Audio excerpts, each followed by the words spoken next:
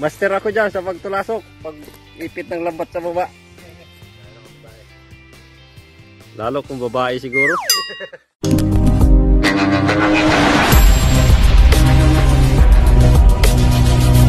Isang maganda at mapagpalang araw mga ka-farmers. Ayan, so after nating matapos yung ating kulungan ng manok or yung chicken coop, ito magkakabit na tayo ng raging net. May haba ang raging net natin na 100 meters and taas na 10 feet.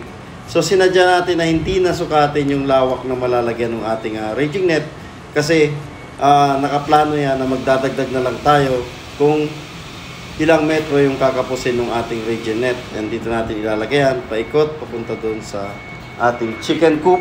And ang size ng mata ng ating net ay number 8. Ayan, so nandito yung details sa video na to. Ayan yung details ng ating net. Ayan. So yan yung ipapaikot natin. Ito naman yung mga price list. Depende sa taas at haba. And ito nga yung binili natin. In-encircle natin ng color red. And inabot siya ng 6,000 plus. And ito na, ikinabit na natin yung ating raging net. And tamang-tama to, hindi makakalabas yung ating manok dito kasi mataas yung ating net na inilagay. 10 feet siya. And ginamitan natin siya ng bayugin or yung kawayan na makapal. Yan, yung walang tinik. And napakakapal na kawayan yung ginawa nating bako dito. And nilagyan siya natin ng dalawang solar na ilaw. Yan, nakaposte siya ng 2 inches na ang diameter na tubo na ang haba naman ay 21 feet, I think. Yan. Yun yung alam kong maximum height ng tubo natin. And nilagyan natin siya ng tubo sa 4 na kanto. Ayan, para magsilbing ilaw dito sa ating raging net and doon na rin sa ating mga alaga. Ayan, para makikita natin or safe sila dito sa ating free range area. Ayan, so ito na yung net. Okay, nagapasak tayo ng kawayang natawag nilang pangtulasok. Pampako doon sa lambat sa baba. Ito. Ayan. Ayan. Para hindi may angat ng manok. Yan, gis ang taas ng ating net. Lambat.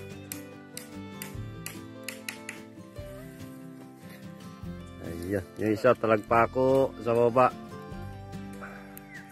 O isa sa taas. Ako ang talagtulasok. Master ako dyan sa pagtulasok. Pag ipit ng lambat sa baba. Lalo kung babae siguro. Joke lang. Yan, hatak para di. Okay. Huwag mong pukpukin mabuti, baka puto lang ating lubid.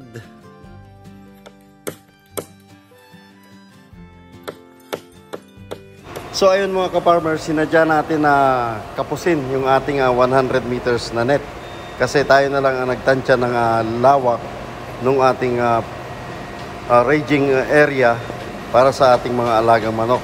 And kung ilan yung dapat idugtong natin or yung kakapusin, bibili na lang tayo ng per meters. And kinapos nga tayo ng 15 meters. So bale, 115 meters yung paikot na lambat. Ayan. So, and ngayon, kompleto na siya ngayon. And inilagay na rin natin yung ating mga manok dito sa loob para at least hindi na sila mapinsala ng mga mababangis na hayop dito or yung mga predators na kumakain ng ating mga sisiw or ng ating mga manok. Kahit malalaki kasi, pwede nilang patayin. Ayan. So, ito na yung idinugtong natin. Dito tayo nagdugtong ng 15 meters nakapost sa lugar na to. And ayan na yung ating raging net, nakalagay na. And sa bawat kanto, may solar light siya. Ayan. So makikita nyo naman sa kanto, may mga tubo. And dyan natin ikakabit yung solar lights. So may apat tayong solar lights na ikakabit na dyan and ready na rin. And ayan, so may taas tayong 10 feet and safe na sila dyan. So mahalaga kasi sa mga manok natin kasi ano tayo, organic and para maging healthy yung ating manok, kailangan naka-free range sila and kumakain ng mga insekto dito sa paligid-ligid ng kanilang bahay or ng chicken coop. Ayan. So ito yung ating poste ng ilaw.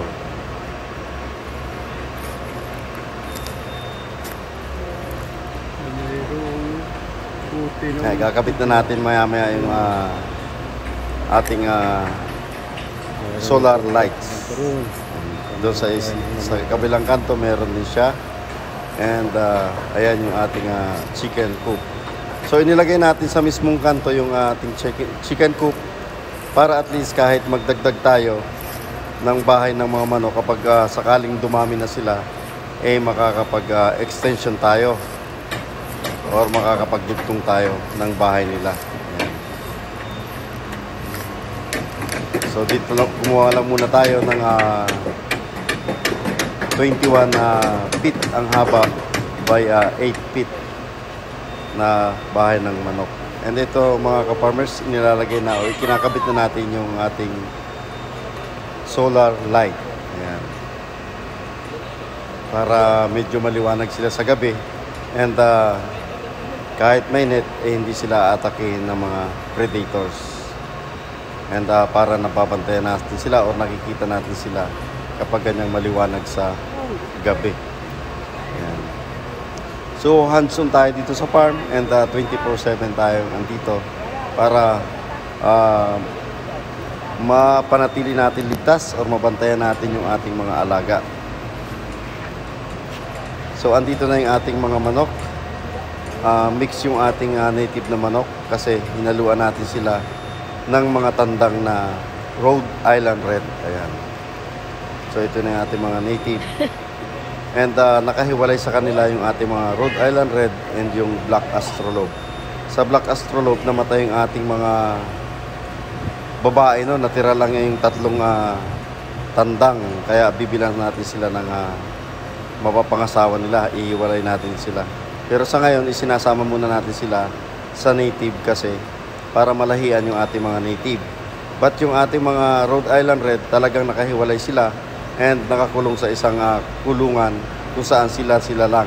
And gayon din kasama yung mga tandang na manok. Para maging fertile yung itlog nila and ma-incubate natin. So yun lang muna mga ka-farmers, yung update natin dito sa farm and abangan nyo yung mga susunod na video and yung pag-incubate natin dun sa mga eggs ng Rhode Island Red. Thank you and God bless.